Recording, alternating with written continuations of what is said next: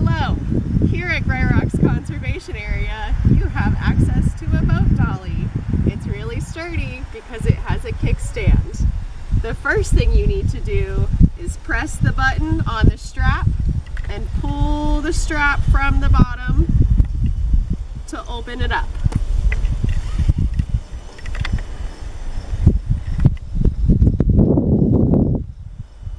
Then center your boat on the dolly.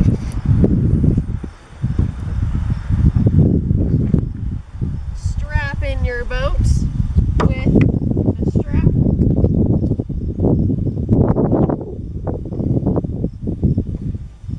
To do that, you're going to take the end, put it in the bottom of the clip,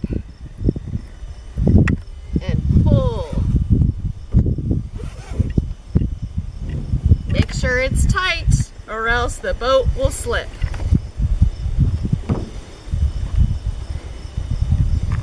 Raise the kickstand